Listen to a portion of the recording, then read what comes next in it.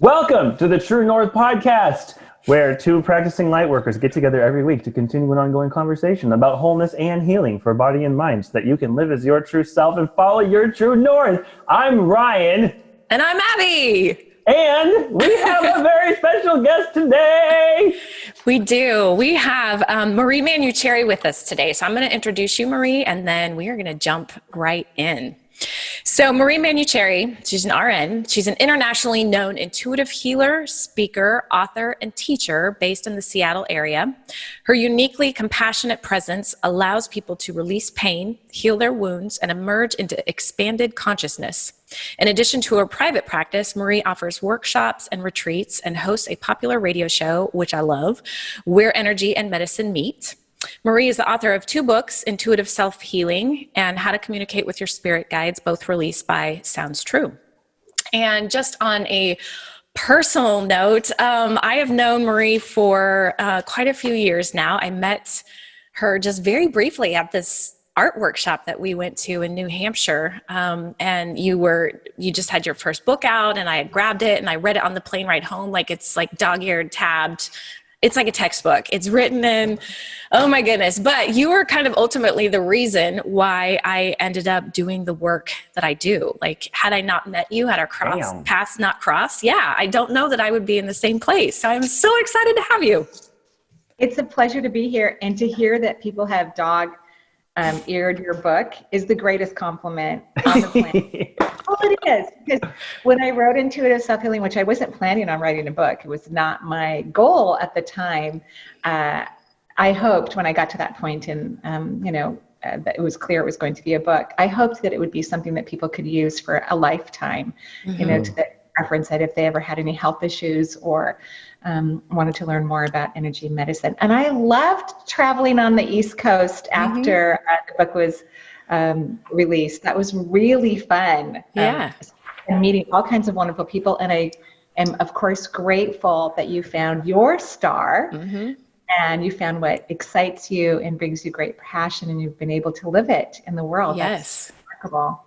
Well, thank you. You were definitely, your words and you putting your work out there certainly helped. Yeah, I mean, this thing's dog-eared, notes taken, all the tabs. I love it. I love it. So, well, I want to jump in and just, for people that don't know you and don't know your work, we wanted to ask you, like, how did you were a practicing nurse and now you're this beautiful light worker. Like, how do you make that transition? Tell us a little bit about your story. Well, the nursing was an odd choice for me. My family's extremely holistic. And when I was, whenever any of us were ill when I was young, I have 4 siblings, my mother always took us to a Chinese herbal medicine doctor or a chiropractor. We rarely went into a modern medicine facility unless we broke a bone, or something that required some modern medicine intervention. So when I was decided to go back to school, and my former husband actually recommended nursing. He goes, I think you should go be a nurse. And many people had told me that over the years, but I thought, well, that's because I'm a woman, and there's certain roles based on your generation where, you're a teacher or nurse, and that's kind of it. So I really always pushed it away and said, no, absolutely not. I'm never going to go to nursing school. What are you talking about? But when he said it, it felt like a challenge. So I told him, I'll take some prerequisites. If I like it, I'll consider nursing school. Okay, I loved it. Loved biology, loved chemistry. And I had 3 children at the time, and I excelled in school, got into the nursing program, loved the nursing program. And then oddly enough, I ended up working in the oncology unit, which of course is the most toxic area in modern medicine. And here I am, someone who takes herbs and vitamins and eats organic food. Right. And yet I loved it. So I think the most important thing to remember for anyone who's seeking anything, but particularly their shining star, their higher self, their path, is that it's not going to be logical. It's not going to make sense from the logical perspective.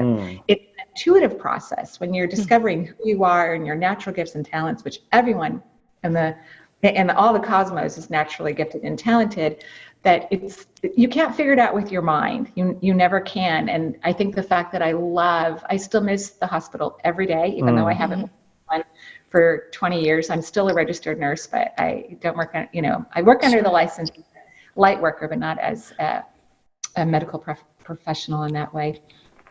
That when you're in joy, which is such a high frequency, such an incredibly high vibration, you attract those things that allow you to expand into your magnificence, because everyone is naturally gifted and talented. So while I was in the hospital working, having fun in a place that made no logical sense to me, that I enjoyed it so much, I began to see and hear energy. So I had never studied energy healing, even though I'd read many spiritual texts from quite a young age.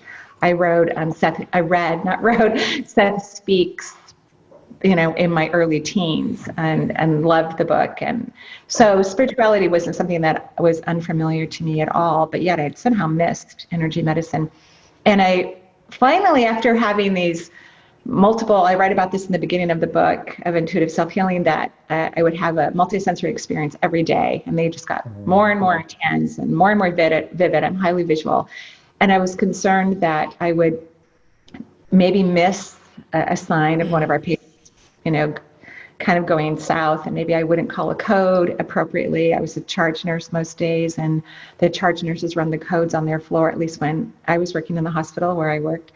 And so I went to my supervisor to tell her I'm seeing and hearing things, And I was scared to tell her, but I hadn't even told my then husband. He didn't even know what was happening to me. I kept it very hush-hush.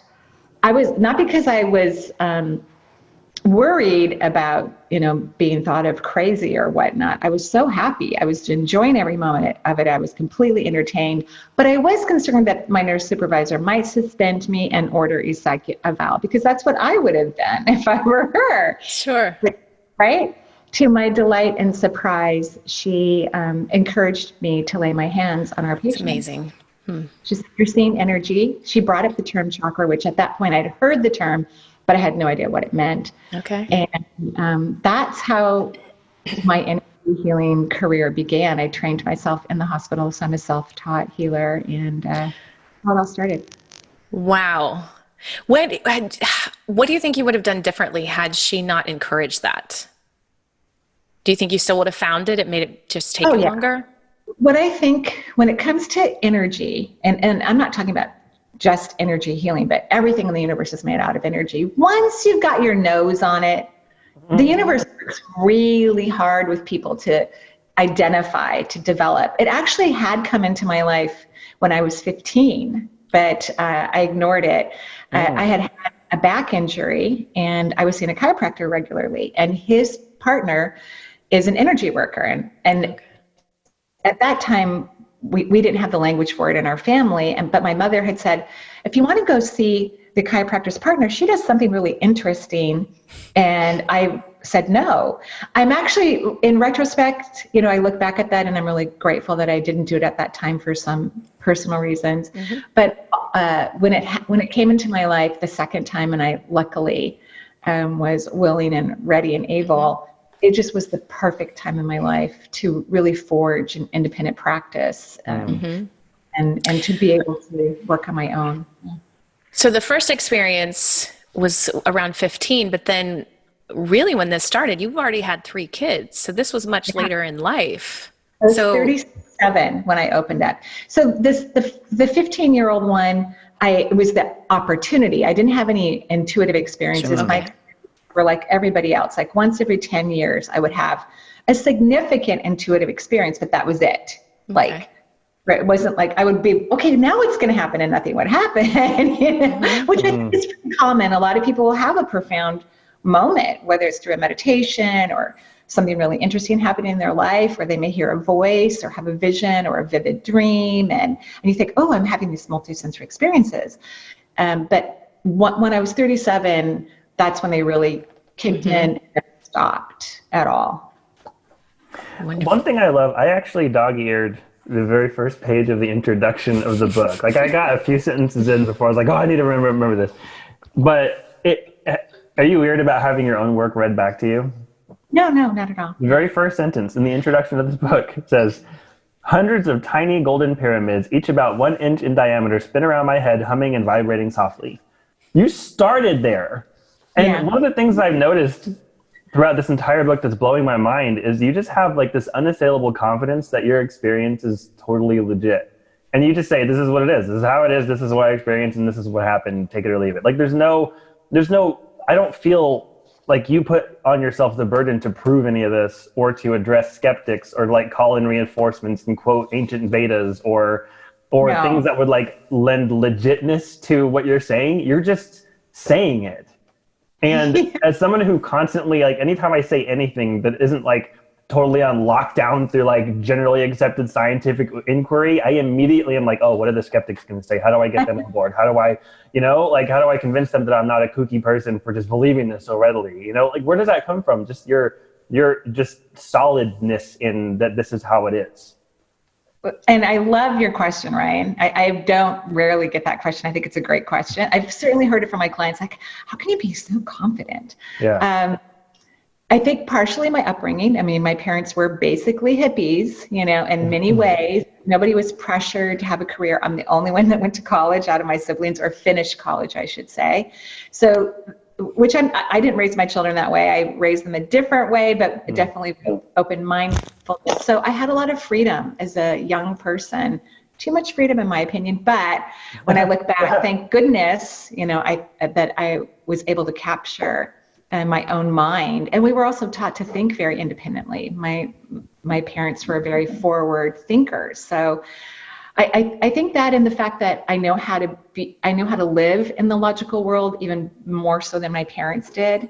I know how to live comfortably and secure my finances appropriately, because hippies don't know how to do that very well. Which can create some instability when you're raising children, at least.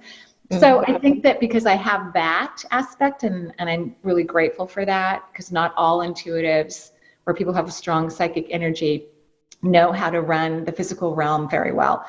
All of my assistants have helped me enormously in that part of my life as well, because sometimes I just don't have the bandwidth, when you're psychically reading and then you have to go to the bathroom and eat food. There's other things that kind of, skip. So I'm grateful for all the people who have helped me. But I think I really do think that it's part of my upbringing, and it is a natural talent I have.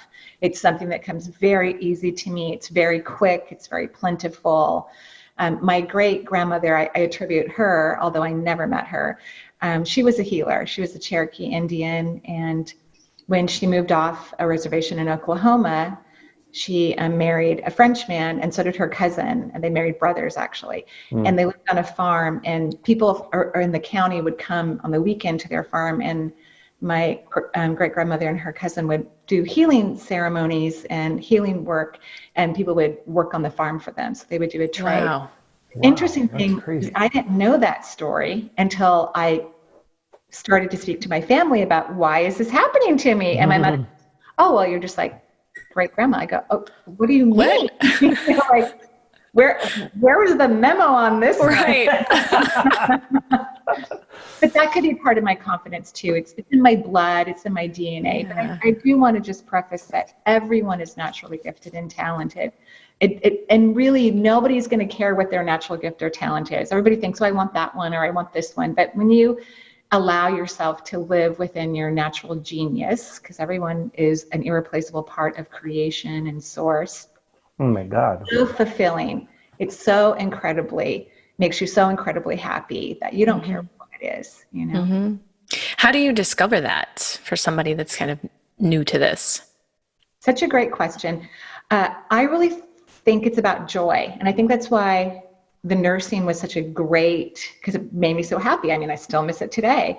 And so I was really happy, even though, I worked on one of the most challenging areas of the hospital. But you really want someone, when you work with them, to be happy at what they're doing. You want a nurse who's happy at your bedside. You want a doctor who's thrilled to be there. You want a fireman who, doesn't want your house to burn down, but is ecstatic when they're at a scene and they have to work at a high capacity. So I think the most challenging part for the human race, and I say that often, and I think that's kind of confusing, but I just see so many other beings, not just human beings. So I preface that in my conversation. But you have to learn to be happy. You have to figure out what it is. You have to train your mind to focus on pleasant and positive things. Joy is a very high frequency, and your life path is at a high frequency. Your best partner exists in a high frequency. Financial freedom exists at a high frequency. Health exists in a high frequency. So we have to train ourselves, literally, because the majority of the billions of people who live on the planet think very negatively, regardless of their life circumstances. And so we have to train ourselves away from that frequency and reach for the higher vibration every day. Mm-hmm. And is that just a matter of finding an excuse to experience joy on a regular basis? Like when you say train yourself, I think of training. I used to do CrossFit. I did sports as a kid. Like that has a very specific meaning to me. Like you have an intentional segmented time where like, this is the thing that I'm going to get better at right now. So like, what does it look like to train yourself to live in joy? So it's a lovely question. Well, it is a training because you're fighting in a way against centuries of thought and worry and doubt and we're not even allowed to think that we are genius or magnificent. We consider that egotistical, which I believe the definition of ego, I don't care what dictionary you look in, it's completely inaccurate. I think that everyone should believe they're beautiful, handsome, smart, capable, wonderful. Ego, the true definition of ego is fear. So whenever you invite in or entertain a fearful idea, that's when you're dancing with your ego, always. Because fear is an illusion, you know, in the spiritual world, fear is an illusion. But to your point, it's something I do constantly all day long to the best of my ability. And one of the ways you can start, I actually call this technique layering, but you determine, and this does require some awareness of yourself, you determine when you walk into a new space or change a room in your home, because we're all working from home these days, most people are. Yeah. How do you walk into a room? How do you exit one space and enter another? Are you highly visual? You know, which of your five sensories are you using? Are you auditory? Are you clairsentient? Are you feeling? You know, are you feeling or are you smelling? So as soon as you figure out which one of your senses that you use the most people are highly visual. Then part of the training is that you force yourself, because when you train as an athlete, you have to force yourself, right? To look at things that only bring you joy. And typically people do the opposite. They look at the things that are annoying, frustrating, change, they don't like it. Oh, I got to remember to paint that wall. No, you're not allowed to do any of that. So I purposely move around my home and arrange furniture and artwork in a way where I am uplifted. So that's the first part of maintaining a happy frequency is letting something in your surroundings that you're going to be attached to or focused on to be joyful, happy, pleasing. That is go ahead, Ryan. Well, I was going to say, you said in the last 5 or 10 minutes, you have quoted things that were written on this page of the book, which is my next doggy ear. I think it was on the heart chakra chapter in cultivating the art of self-love, which I read that, and then I read it again, and then I read it again, and I read it again, and then I cried, and then I read it again. And the one thing that I would have highlighted, I'm giving this to a friend when I'm done, and so like I'm not writing in it, but what I would have highlighted was just in the middle of that page, it says, "You are amazing. Now let yourself feel that." The let yourself feel that almost hurts. Yeah. I think you eloquently said everything that you said. It was lovely. I think when we start to recognize the lack of self-love that we have for ourselves, it's heartbreaking, you know? Yes. And my children are the ones who taught me to love myself. I mean, it wasn't I thought I did. Most people think they love themselves because it's a thought. Well, yeah, of course I love myself, right? But it's actually an experience. It's an emotional connection you have with yourself. And I adore my children. And I mean, I'm not saying I love them less, but when they were little, I mean, oh my gosh, you know, I just found them so delicious and scrumptious and perfect. And I would ask myself, can I love myself as much as I love one of them for a second? Wow. And the answer was no. Wow. Right. So I started practicing. I would, and you can do this with anything. If you don't have children, you can do it with a pet, or some people love nature. Some people love a country other than the one they even live in. And so when you're in that feeling of loving something, whatever it is, then allow that vibration that you have for that thing to come into your own body and start to calibrate your energy to get comfortable with the frequency of self-love. But it's an actual experience. Why do you think that's so hard for a lot of people to do? To just really, truly love themselves and let themselves go? I'm going to answer your question, but I'm going to say something which I don't know if you guys are going to like it or not. But, there's certain words that are very active here on the physical realm that have no meaning or understanding or definition in the multisensory world. One of them is, well, there's 5 altogether: how, what, where, when, or why. I think that's 6. Those words have no meaning in the multisensory world, which is very interesting when it comes to really exploring one's intuition and allowing oneself to have an intuitive life. You have to stop asking these time-sensitive, language. Time. Right, because time is a man-made phenomenon. It does not exist. Even science will tell you time is not real. Time does not exist. And Earth, one of the time-space realities that is physical, has adopted a linear way of explaining and trying to understand things. So when you're using language with the how, what, where, when, or why, sometimes you miss the true definition of it. Oh my God. Sure. But to answer your question, I think the human race centuries ago kind of fell from grace, if you will. Not really, but we moved into an egotistical perspective. And what we're most afraid of is our magnificence. We're really most terrified of our expansion and our delight and our oneness. That's really what we're afraid of. Yet we crave it, and it's one of the reasons why we reincarnate to a physical reality, so that we can experience contrast and allow ourselves to grow from different awarenesses. But so I don't know if that answers your question. No, that really does answer my question, and I'm laughing because you just quoted something from the next thing in the book that I dog-eared. Like, you're taking me through, like, listen, okay, so this is the last thing, so there's no way you're going to possibly quote the next one.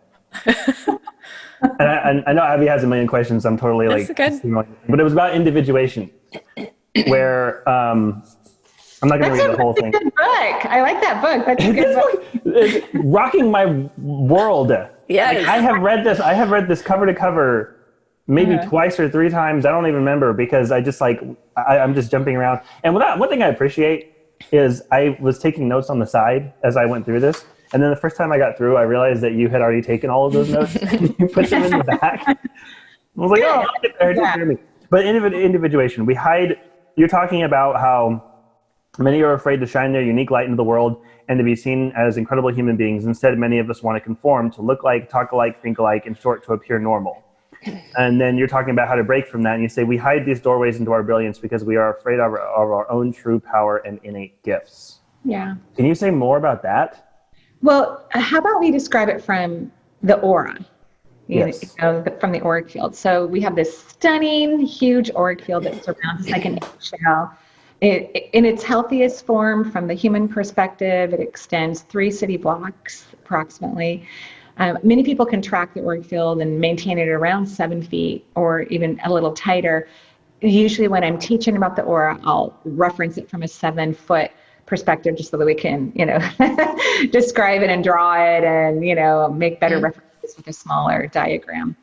The 7th layer of the auric field, the one furthest from our human physical form, it literally has the word individualization on it, literally. So it's the 7th layer of the auric field has the word individualization on it. So it has the vibration that we individuate. And the belief is that the more you become your authentic self, the more you become your God self, and I know not everyone's comfortable with that particular reference. You can use different words to describe it. We call it true north. Just yeah, you become your true north self. I love it.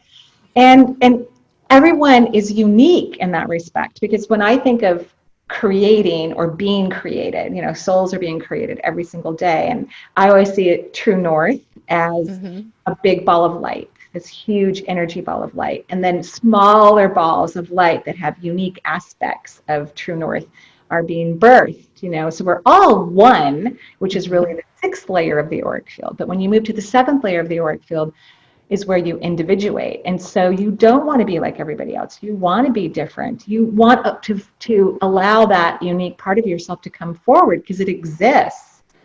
But we work so hard to hide it and pretend that it doesn't. And Do you think that's because that's sort of how our brains are hardwired? You know, that reptilian part of our brain that's really meant to, okay. No, but I love the question. Again, we're going to the why, right? Yeah. Why Oh, sure. Yeah. And the whys don't exist. Yeah. In my opinion, but for conversation, I think that they're interesting. Again, I think it all comes back to dancing with our egos. Look how powerful the ego is. Let's just take a moment, right? Like all of us, we're very lucky. And most people live in safe parts of the world. I know not every part of the world is safe, but many of us do. Yeah, we're probably stressed out more so than people who live in lesser safe parts of the world. And it's because we're running constantly into the sympathetic aspect of our autonomic system. We're in this fight or flight moment. We're in ego. We're always acting as if we're being chased or something terrible is going to happen in our life. So we are drenched in fear, constantly drenched in fear. So that's a very low vibrational frequency. You can't hear your higher self. You can't feel your oneness. You can't see the north of our existence. You can't experience any of that when your energy is really low. And then that depletes us. We move into adrenal fatigue, our bodies are stressed, we get diseases. You're speaking my language. That's where I am. Yeah. We'll talk about it. So that's, if we wanted to come up with a why, that's it. But clearly consciousness is expanding because look at the conversation we're having. Right. Yeah, absolutely. So I want to talk about the difference in emotions and thoughts, because I think that to me, they both have an energy that can become stagnant, if not processed, especially negative emotions get stuck in our bodies. It affects our health, keeps us from following and living that true north. Do you feel the same about thoughts? You know, all the worry and anxiety and the negative self-talk, and do they have an energy that can kind of be stuck as well? Well, and maybe you guys won't like what I'm going to say again. No, I'm sure you'll. We will. Yes, this is exactly what we want to hear. Yeah. I don't think anybody should be listening to their thoughts unless they're present. I think thoughts are completely time and energy. You have to be present. And again, that's the training, to train yourself to be present. Absolutely. Whenever I'm working to the best of my ability, and of course I do the very best in my personal aspect too, but it's much easier when I'm working, is I focus on the present moment. Like I've had my hand on my jeans because I've been wearing yoga pants for months. Yeah, right. It's getting cold outside. So, and not that I can't wear yoga pants, but I'm wearing heavier denim now because it's kind of chilly. So in my present moment, I'm sitting in a chair in my dining room. I have jeans on and my hands haven't touched that fabric for a while. So one of my hands is on my thigh, and every once in a while I let myself feel the fabric because that's my present moment. Sure. And then it allows me to stay more connected with all of you. So the majority of what our brain is telling us is first and foremost is not even accurate, important, or valuable. So people should not be listening to their minds unless they're present. Sure. And very few people know how to be present. So yes, and negative emotions come from not being present. Negative thoughts and negative emotions. Most of the emotions that people feel are also not accurate. They're mind-made emotions. Mind-made. Yeah. Real emotions come from the second layer of the auric field. So everyone's real emotions for themselves are actually in the aura. They're not even in your body. So they're not even in your heart chakra. This is where you feel other people. They're not in your brain because the brain was actually created to help people navigate in the physical realm by making decisions in the moment. Because think of all the things you and Ryan have done today, Abby, before you got to this podcast today. Sure. Right? If we made a list of all the stuff you did, I mean, if we wrote down everything, it's a lot. So the brain was created to help us be in the present moment and navigate through the present moment. We have to eat food, we have to go to the bathroom, we have to put clothes on, we have to drive cars, and not to mention all the other things in between that we have to do. Sure. So you say your emotions are in the second layer of the auric field? And or that's where you pick up other people's emotions? No. Great question. Everyone's emotions are in the second layer of the auric field. The heart chakra is where we feel other people's emotions. So Ah. I'm one of those people who says, leave your heart chakra alone, because most of the people that I work with are highly empathetic, very aware, consciously moving on the planet in profound and amazing ways, like the two of you. And the heart chakra is where you feel others, yet a lot of people who believe in spirituality want to hang out in their heart chakra. But I always say, until you can have it neutral, because this is called universal love. The emotional component for the fourth chakra is universal love. And universal love is neutral. The universe doesn't think that anything's wrong. It doesn't matter what it is.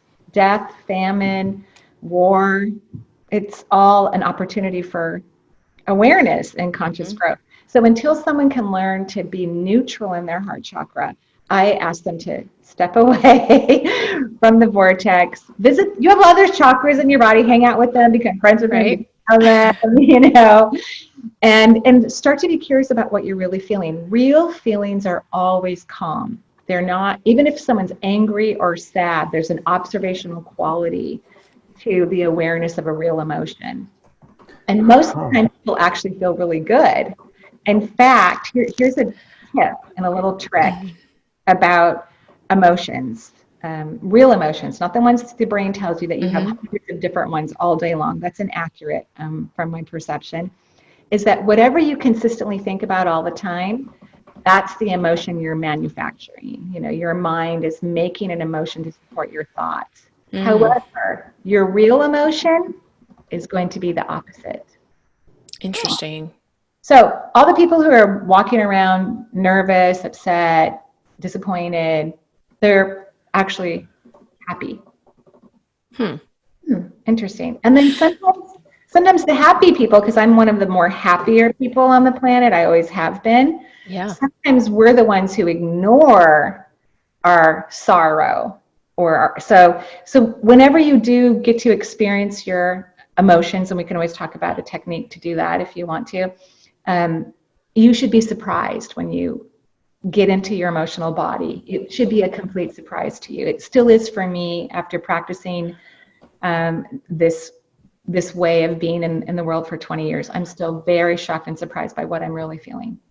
So you have totally derailed my questions, because now they're all how, what, whatever. But now I'm thinking, how do you sit in that second auric field to like get in touch with those real feelings? Like, what is the technique? Maybe that's the question I should ask. Sure. Okay. What's the technique? Not the what word, right? Yes. Yeah, right. I know. See, I have no more questions. I don't know how to do questions without those words. And you can ask me whatever question you want. Okay. You ask really good, deep questions, but to answer them, it's like I have to bypass the logical mind. Right. The answer that will be efficient and effective based on what you ask. You're asking great questions. There's no sure. What I'm hearing is that you want to be the third member of our podcast on a regular basis. and that I say, yes, your application is accepted. You know, I already host a radio show. I know. Yeah. In fact, we're fresh from the radio show this morning. We already goodness. car at 8 a.m. and drove to the studio. And we're one of the few people to walk through this huge building with a mask on, disinfecting our hands at every station, and then sat in a beautiful, studio radio studio. Yeah, it was so. It's one of my favorite things to do. That's one of my life goals. I love your radio show. I'm always thought I want to do that. Yeah. You are doing it. We are definitely. It's just out of my home office. I did it in the house for the first few months because we weren't allowed back into the studio. Oh, sure. So I'm going to encourage both you and Ryan to feel that you have exactly what you have, because that's how we manifest. We feel we know what you want. That's on my list to ask you. How do you manifest? Okay, so should I go back and do the... Yes, Okay. The technique. I don't want to miss that. Yes, sorry. So the technique is, and I'm going to give some little bit of, I don't think that's my phone making sounds. That's I'm trying to figure out how to turn it off right now. No, that's good. I just didn't want to be the one, I'm not just, because, okay, good. No, you're good. But when we hear extra sounds, it can also be an indicator of, pay attention. Pay attention, right? So it's not a bad thing. I just didn't want the person who's being interviewed to be the culprit. Nope, it's all me, the sound guy. The second layer of the auric field is about a foot approximately away from your body, approximately. And it's about a foot in width if we're looking at it from that scientific diagram of the aura is 7 feet in some sort of diameter eggshell configuration. Sure.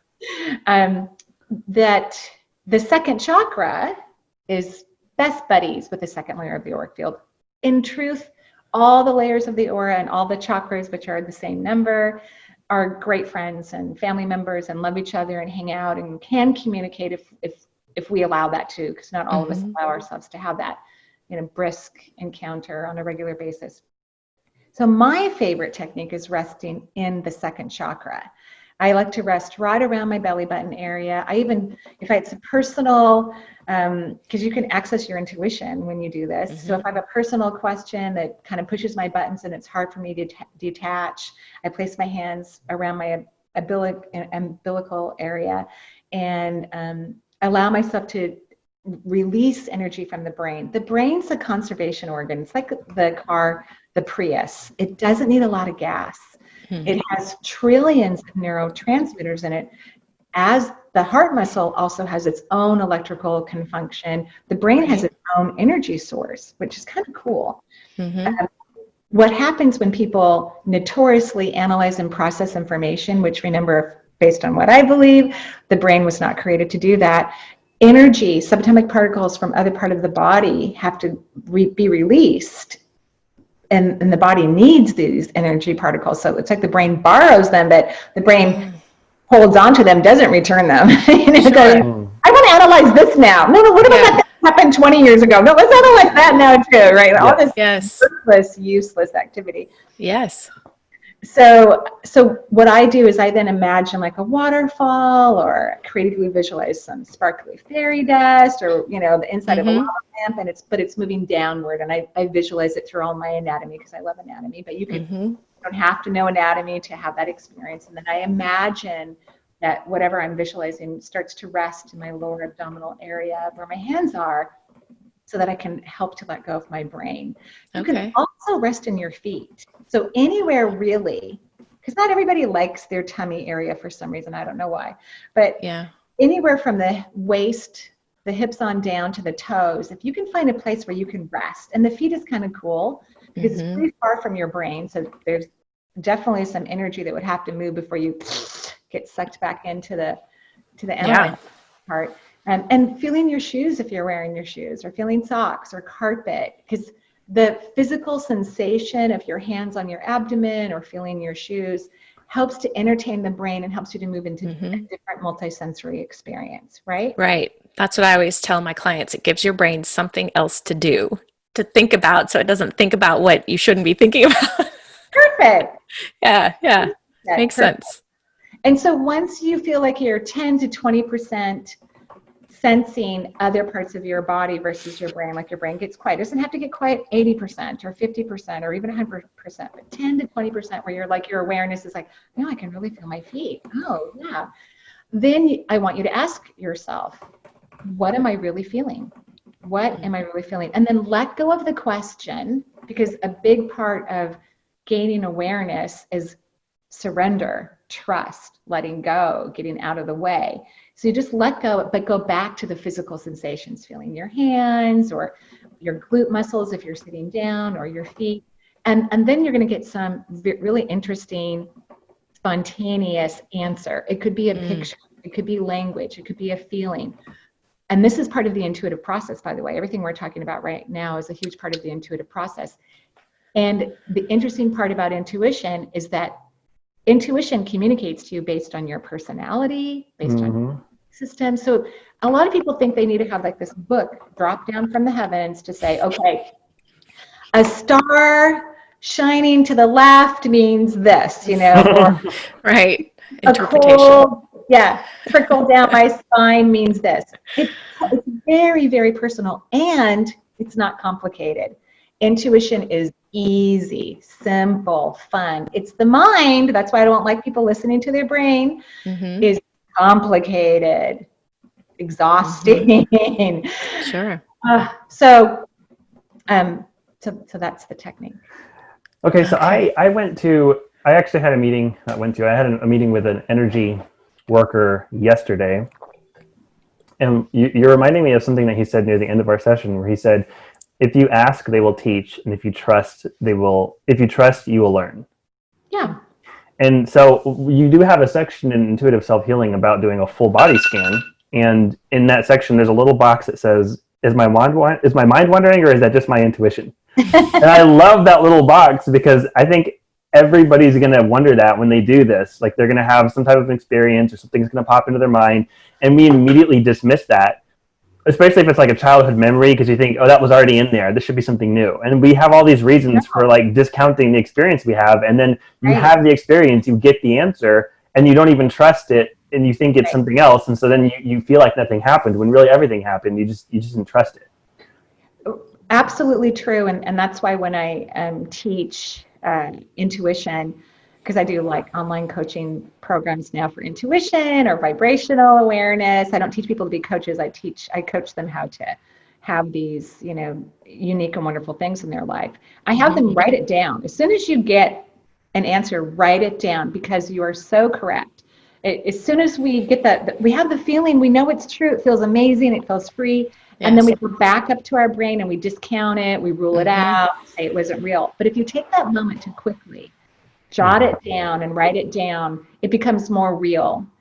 And if you write it down, you just might revisit it and let it prove to yourself, oh, I really am happy.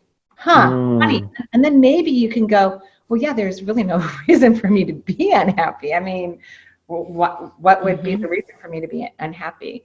So once you get into this question about knowing what you're feeling, and I want to preface that, until I do that exercise every day, I assume I have no idea what I'm feeling. I don't let my mind convince me that I like that. Yeah, I just, I don't know what I'm feeling. I don't know. And that's okay. I'm okay with that. I haven't checked yet. Yeah, right. Yeah, I don't know. And I'm not going to try to pretend that I know. I'm not going to then believe what my brain is telling me all day long. I'm going to be sitting back a little bit and go, well, that's interesting. I don't know. We'll find out. Well, it certainly makes you the observer, so you can be responsive and to check in and say, I don't know, let's find out if that's, what it really is. Interesting. So true. So true. So once you've had that experience of aligning to your authentic emotional body, because that's what that experience does, then you can start asking intuitive questions also into the lower half of your body, because your intuition comes from your real emotions. Intuition is a calm muscle. No matter what it's explaining to someone, it's calm. And I always remember this one story a client told me. She was in her car. She was at an intersection. The light was red. She was the first car in the line. And she heard a voice, a lovely, unrecognizable female voice that sounded like it was somebody was sitting in the back of her car. She was the only one in the car. And it said, when the light turns green, don't proceed. And she turned around and went, what? Weird. But she did not proceed. The light turned green and she stayed there, and another car from the opposite intersection raced through at a very high speed. It would have hit her. Wow. So that gave me goosebumps. A lot of people think that intuition is mostly communicated through fear. Well, it's not. Remember, fear is an illusion. So the universe would never communicate anything to anyone based on fear. They just would not. And I kind of, the word never, I think, isn't probably the healthiest word. Like, maybe, but it's never been my experience. Even when my life has been in danger, I only communicated, or was only communicated to through calm and beautiful, connection. Because humans can act like deers in the headlight. If they get too scared, they're not going to make the right move. But if you're guided through calm, loving, caring voice, you're more apt to respond. And you're only guided to avoid, danger or whatnot. If you're not supposed to die, because this is a temporary reality. Everybody leaves here. Actually, even glaciers don't want to be here forever. So, right. So the universe doesn't have the issues with death like we have. Right. Another man-made thing. The universe does not have issues with death like we have. That needs to go on a shirt or a coffee mug or a bumper sticker. I'm writing that down. I had a similar experience years ago when I first moved to Dallas, and I was an early 20 something, and I had gone out dancing in a not so great part of town. And it probably wasn't wearing the most appropriate clothing because I'd been out dancing, right? And you're like No, you 22 can wear and whatever you want. Yeah. I'm going to tell my mother that. You can wear whatever you want. And Yeah. the woman, right? It's Mhm. not our Yeah. responsibility to keep other people's minds clear.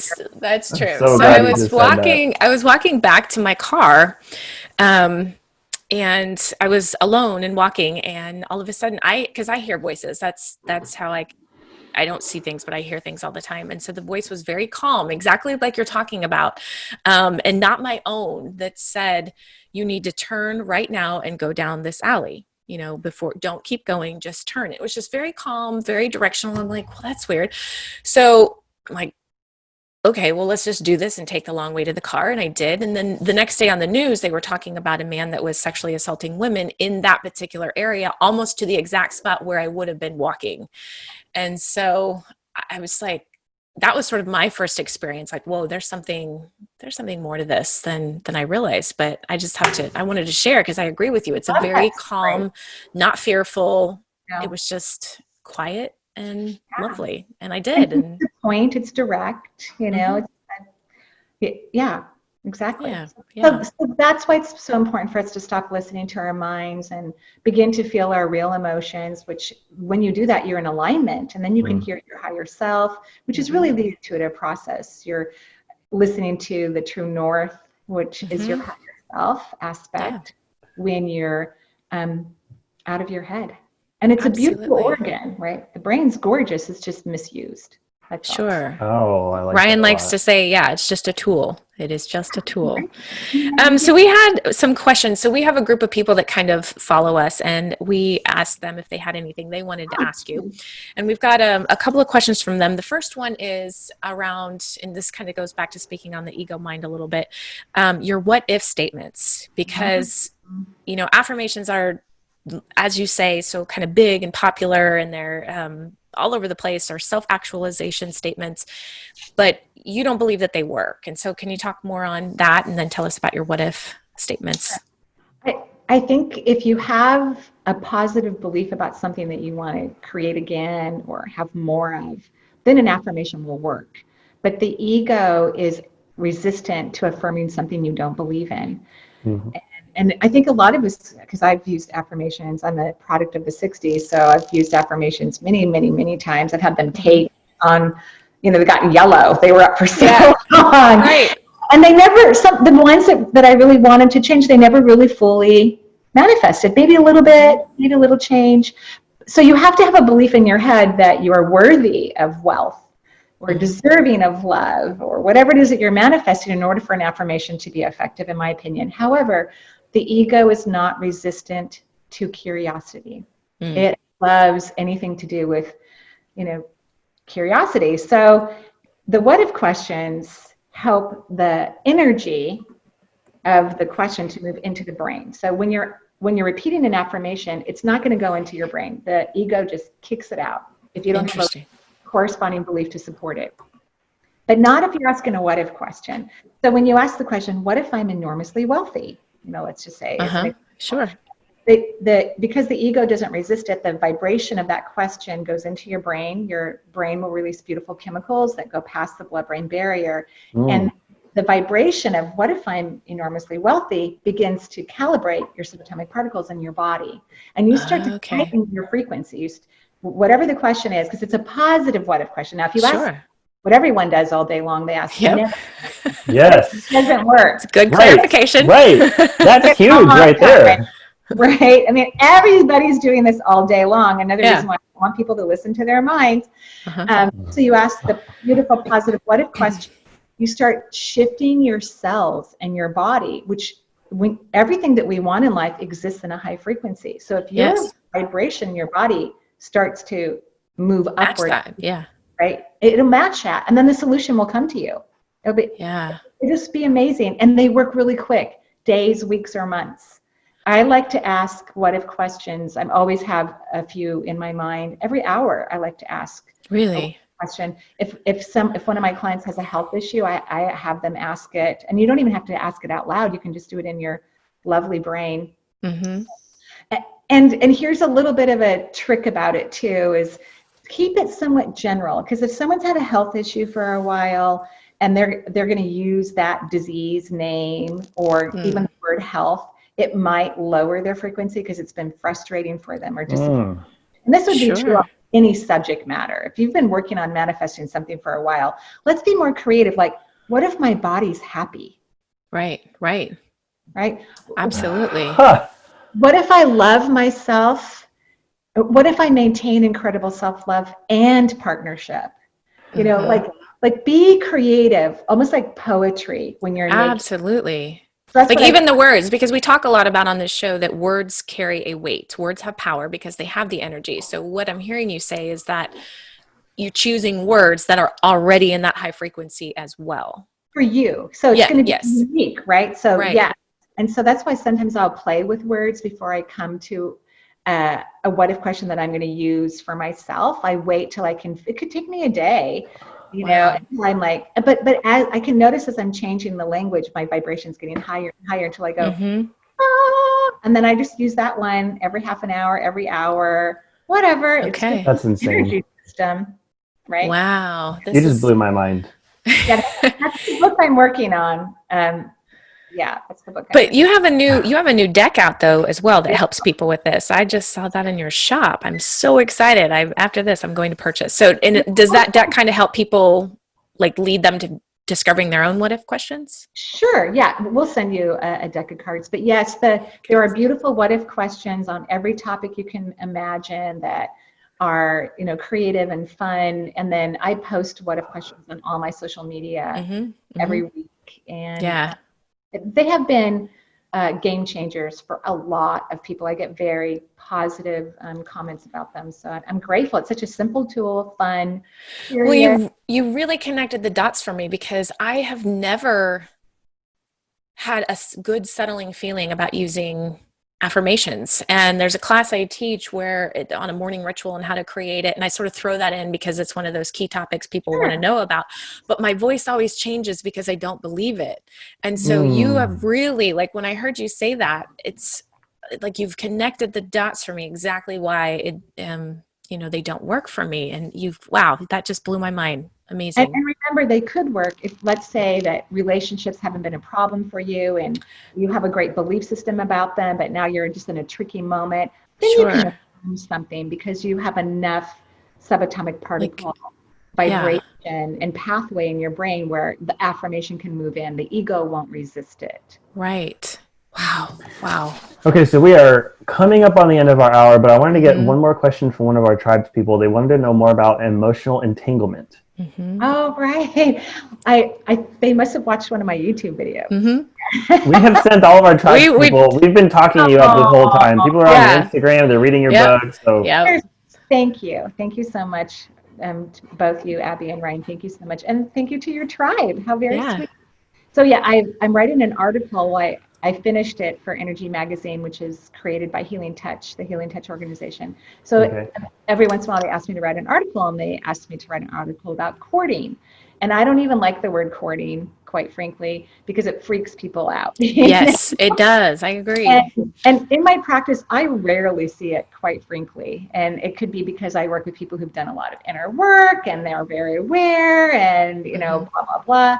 Or when you're an energy worker, your energy is so high that cords just can't exist around you. It's pretty, it doesn't really happen. So I love the word emotional entanglement because that's really what they are, you know. So there is a healthy version of courting, if you will, or emotional entanglement. When a baby is born, when all of us were newborn, there is an energetic, invisible, right? And like an umbilical cord that goes between the mother and child at the third chakra. And this cord is created to help emotionally stabilize the infant and to, you know, create a relationship, maybe even an intuitive bond, which would be wonderful. And also to help stabilize the immune system of this brand new baby, right? Right around the age 2 or 3, the cord is supposed to dissipate. It just naturally fades as the child can communicate to some degree and is walking safely or however it's going to move around the house, like the parent can relax. And when they do that, the cord just disappears and goes off to be recycled into some other new energy thing. Mm-hmm. Parents, because it's not always the mother. Sometimes if the father's the primary parent or a nanny, or if the primary parent that's helping to raise that child is controlling or manipulative, they unintentionally maintain this cord. And whenever there's a cording going on, one or both people are being depleted of energy. That's what's happening, right? Usually, if we're looking at this healthy bond that's gone beyond its expiration date, the child is actually having their immune system somewhat depleted, and the parent is actually taking more energy. And we know people who've had these really weird, uncomfortable, lack of boundary relationships with their parents, right? Yep, right. Children, right? We've known that. And so does that help, that definition of it? Yes, it does. It does. And she had a specific question. She said, of course, we're the wrong question here, but is there a method or tool to confirm or deny for ourselves whether or not the cord is attached? So the beautiful thing about cording or emotional entanglement is it can easily be released. And you can tell if it's attached because you can feel drained by that person. Whenever I've noticed one, or a lot of times what I notice is the cord's gone by the time I'm working with someone, but their immune system has already been depleted by it. And usually children don't always have immediate immune health issues from this healthy natural cording if it didn't disappear. Sometimes they will, but sometimes it's not until their 30s or their 40s because it's just drained them over a long period of time, and they have healthy boundaries with these lovely, DNA people. So so whenever I say to someone, I think this person's been draining your energy. They go, oh my gosh, so people know, I actually had an aha moment with someone who's somewhat of a friend in my life, and we haven't seen each other very often lately. And we had a phone call, and I was immediately reminded, like, every time I'm around this person, I feel drained, and we don't have a cord because we don't even see each other, hardly at all, actually.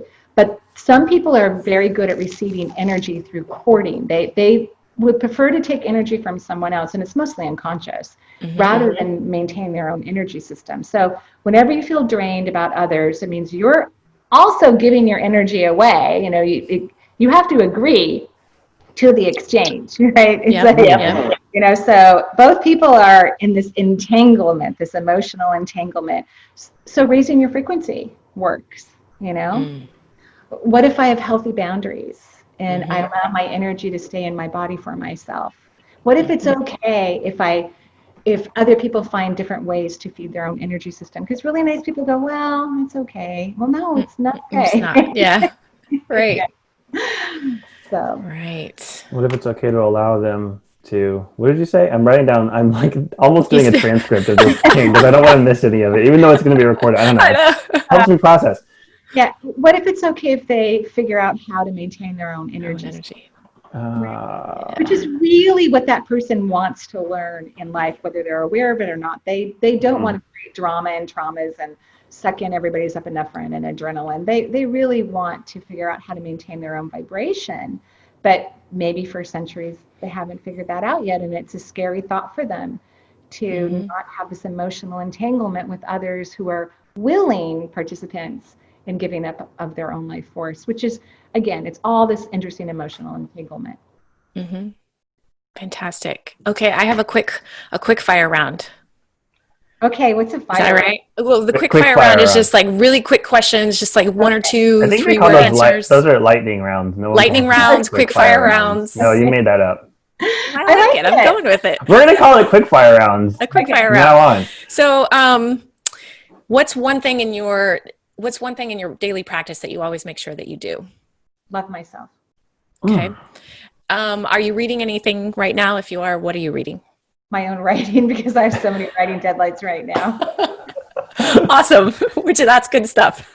Who do you follow? Like, who's your tribe? I love Esther Hicks. She's my favorite spiritual teacher on the planet. I think she's amazing. I love her work. yeah, I'm a fan. I think she's incredible. Mm-hmm. And if there's one sort of takeaway that you want our audience, our tribe members to leave with today, what would it be? That you are precious, you are beyond the beyond, you are magnificent, you are naturally gifted and talented, and I celebrate your discovery of that. That's lovely. Oh my God. I cannot believe there are so many more questions. That hour went by incredibly fast. And before, we always close out, Marie, with a gratitude. That's because I also believe in sitting in that frequency on a regular basis. Call myself a gratitude warrior. And so that's kind of how we end our show. We just, each of us kind of take a quick moment and share something that they are grateful for. So Ryan, I'm going to throw it on you first today. I am grateful that the universe has been sending me confirmations of the things that I have a hard time believing. And it's been doing it through what I see on cars on the road. License plates. Interesting. Different like all the little things that are on the backs of cars. Like I will have something cross my path that I have a choice whether or not I'm going to engage with it or believe it and incorporate it into my worldview. And over the past few days, like maybe 3 or 4 times, I'll just be sitting there with that on the mind. And then I look at the car in front of me at a stoplight. And then right in front of me is a little thing that just repeats back to me just the fact that this is a thing that I'm like, I had it made known to me that one of my spirit guides' name is Max. And there was this whole story around it. And I was like, oh, I don't know. This isn't, do I really engage with this? And then I'm sitting in a red light and the car in front of me just has the word Max. Like, it's not like they got it from CarMax and just scratched off the CAR. It's just the word Max just on that car. Yeah. And so that's been happening a lot lately. And it's going to help me just calm down and get out of my head and trust the process. And I'm really grateful that I've been sent all those little pokes and prods. So I love it. Thank you. Marie, what are you grateful for today? Well, I'm really grateful for both of you. I've loved our conversation. I loved your questions. I love your energy. I love your consciousness. And I'm going to add a second one, though. I'm going to cheat. No, go for it. I have a new grandson. And I haven't been able to hold him yet because of the health thing. And the plan is everyone's going to come over this weekend into the backyard. Of course, I'll be masked, but I'll be able to for the first time. So I'm very excited about that. Well, congratulations. That is so exciting. Absolutely. Oh my gosh, what new life. It's always so precious. I love it. Okay, and then I will wrap up my gratitude today. Ryan, I'm actually grateful for you today because you won't let me say no. Because the whole reason we do this podcast, Marie, is just because I sort of had a whim. I was trying to use my voice more and work on my 5th chakra quite a bit. And so I'm like, I need to use my voice. I need to start speaking up. And so I sort of threw it out there, and Ryan has not let me slow down since. And now like it's led us circling back to having this conversation with you and other like-minded people. And so Ryan, thank you for sort of forcing me into my truth. You're welcome. Yes. Yes. Ladies and gentlemen, go stare at a wall or take a nap or lay down on your lawn or something to decompress because this was a lot, but a lot of good. It was a lot of good. I'm so grateful. Marie, thank you so much for being on our show and for being here and sharing your light with us. Sure. And until next time, thank you for loving me. Thank you for being there. Bye. We are grateful for you. Thank you for listening. And if you like what we're doing and you want more, then you can join our tribe to interact with other like-minded individuals. You can go through our Patreon page, which is patreon.com/True North Podcast 11. Is it Podcast 11 or is it True North 11? Oh, shit. It's in our show notes. If you want more than that, you want some more hands-on healing stuff that we do, I do actual energy healing and body work, and Abby does life coaching and workshops. You can find the URLs in our show notes when we figure out what they are. And we are always trying to increase our reach and bring more people to find their true north. So we would really appreciate it if you could leave a review and rate it in whatever podcast platform you use. Done. That's perfect. What about the gratitude? This way. Hang on. And one last thing. What are you grateful for? There. I said it. I said the thing.